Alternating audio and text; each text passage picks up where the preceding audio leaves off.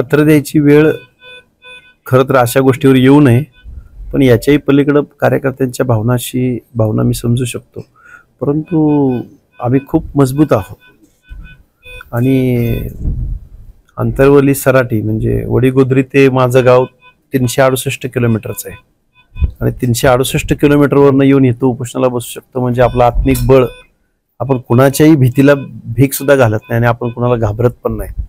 घाबरणारे असतो तर ह्या गोष्टी केल्याच नसत्या.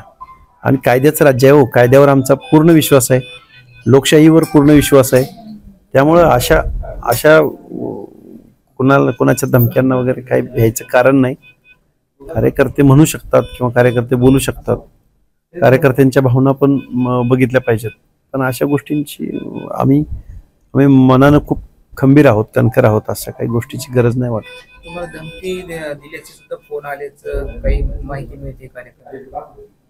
मला कॉल खूप येत आहेत, पण मी अलीकडच्या ह्या उपोषणापासून अलीकडे तर मी कुणाला काही बोललेलो नाही किंवा कारण मी कॉलच रिसिव्ह केलेले नाहीत. पण पाठीमागं खूप झालेले आहेत. पाठीमागं ज्यावेळी मी मतं व्यक्त केली होती त्यावेळी मला खूप धमक्यांचे कॉल वगैरे, ते पोलीस स्टेशनला कंप्लेंट आहे. त्याच्या पुण्यामध्ये कात्रज भारती पोलीस चौकीला वगैरे कंप्लेंट आहेत सगळीकडे.